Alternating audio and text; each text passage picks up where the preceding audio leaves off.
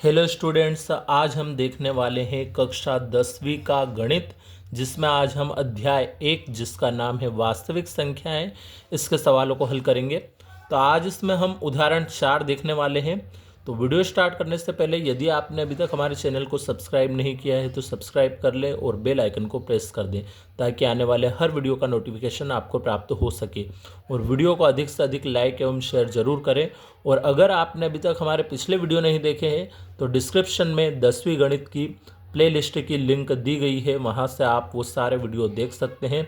तो शुरू करते हैं आज का ये सवाल दिया है, संख्या 6, 72 और 120 का अभाज्य गुणनखंड विधि से एचसीएफ और एलसीएम ज्ञात करना है। तो सबसे पहले तो हम 6, 72 और 120 के अभाज्य गुणनखंड बना लेते हैं। तो यहाँ पे हम सबसे पहले 6 का अभाज्य गुणनखंड बना के देखते हैं। 6 में किससे भाग लगेगा? 2 से, 2 तिया 6 और फिर 3 से लग जाएगा, 3 एकम 3। अब हम बनाते हैं 72 के अभाज्य गुणनखंड। 72 में भी लगेगा 2 से ही भाग। 2 से कितनी बार में लग जाएगा? 36 बार में। फिर 2 से लगेगा 18 बार में। फिर 2 से लगेगा 9 बार में। और अब 3 से लगेगा इसमें 3 तिया 9 और फिर 3 से लगेगा 3 एकम 3। तो ये बन गए 72 के। अब हम बनाते हैं 120 के अभाज्य गुणनखंड। तो इसमें भाग लगेगा 2 से, 2 छंग 12, 0 ऐसे ही लिख दिया। फिर 2 से लगाएंगे तो 2 तिया 6, 0 ऐसे ही लिख दिया। फिर 2 से लगाएंगे तो 15 बार में जाएगा।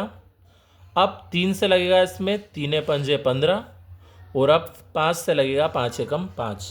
तो ये बन गए इनके अभाज्य गुणनखंड। अब हम इनको लिख लेते हैं यहाँ पे।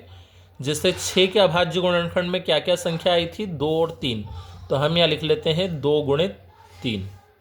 उसके बाद जो 72 है, 72 के अभाज्य गुणनखंड में क्या क्या आया है? 2 गुणित 2 गुणित 2 गुणित 3 गुणित 3। तो 3 बार तो 2 आया है और 2 बार 3 आया है। तो अगर कोई भी संख्या एक से अधिक बार दिखे तो उन्हें हम घातों के रूप में लिख लेंगे। जैसे यहाँ पे 2 कितने बार दिख रहा है? 3 बार दिख रहा है, तो हम 2 की घात 3 लिख लेंगे। और 3 कितने बार दिख रहा है? 2 बार दिख रहा है, तो 3 के ऊपर कितनी घात लगा देंगे? 2 घात लगा देंगे। जितनी बार होता है उतनी घात लग जाती है। तो ये 72 को हमने घातों के रूप में लिख दिया। ऐसे ही 120 के जो अभाज्य गुणनखंड है उसमें क्या क्या संख्या आ रही है? 2 गुणित 2 गुणित 2 गुणित 3 गुणित 5। तो यहाँ पे 2 कितने बार आ रहा है? 3 बार आ रहा है, तो 2 की घात 3 लिखेंगे। इसके अलावा 3 और 5 एक एक बार ही है, इसलिए 3 और 5 को हमने ऐसे ही लिख दिया। तो ये 120 को भी हमने घातों के रूप में लिख लिया है। अब हमें एचसीएफ और एलसीएम ज्ञात करना है। तो हम यहाँ पे लिख लेते हैं 6, 72 और 120 का एचसीएफ। सबसे पहले हम एचसीएफ निकालते हैं। एचसीएफ में कौन सी संख्या ली जाती है? जो सभी के अंदर आई हो। जैसे यहाँ पे 6 के अभाज्य गुणनखंड में भी जो आया हो, 72 में भी आया हो और 120 के अभाज्य गुणनखंड में भी आया हो। तो ऐसी कौन कौन सी संख्या है जो तीनों के अंदर आ रही है? एक तो ये 2 तीनों के अंदर आया था, इसलिए हम 2 को लिख लेंगे। और इसके अलावा ये 3 भी तीनों के अंदर आया था, इसलिए हम 3 को भी लिख लेंगे। अब इनमें घात की अगर बात करें तो घात कौन सी लेते हैं हम? एचसीएफ में सबसे छोटी घात लेते हैं, एलसीएम में बड़ी घात लेंगे। तो यहाँ तो अभी हम एचसीएफ निकाल रहे हैं, इसलिए छोटी घात लेनी है। तो 2 की सबसे छोटी घात कौन सी थी? इस 2 पे थी, कोई घात नहीं थी, मतलब एक घात। तो वही वाला 2 हमने यहाँ पे लिया। और 3 में भी हम देखें तो इस 3 के ऊपर कोई घात नहीं थी, मतलब एक घात है, तो वो एक घात वाला ही हमने यहाँ पे लिया है। तो अब हम इनका गुणा कर लेते हैं। 2 तिया कितने हो जाएंगे? ये 6। तो इस तरह से एचसीएफ तो हमारा आ गया 6।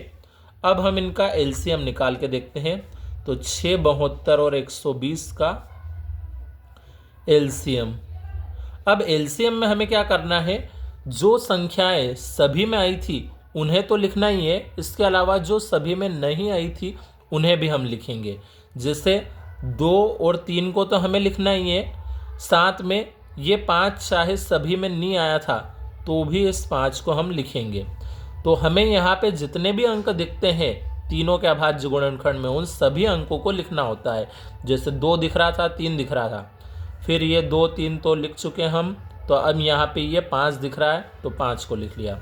अब इनमें हमें घात का ध्यान रखना है कि घात एलसीएम में सबसे बड़ी वाली लेनी है।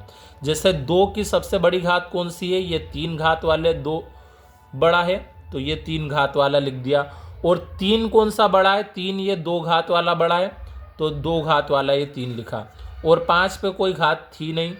अब 2 की घात 3 का मतलब कितना हो जाता है, 8 हो जाता है। और 3 की घात 2 का मतलब कितना होता है, 9।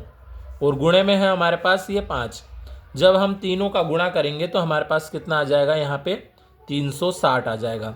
तो एचसीएफ हमारे पास आया 6 और एलसीएम आया है 360। तो इस प्रकार से ये सवाल हमारा कंप्लीट हुआ।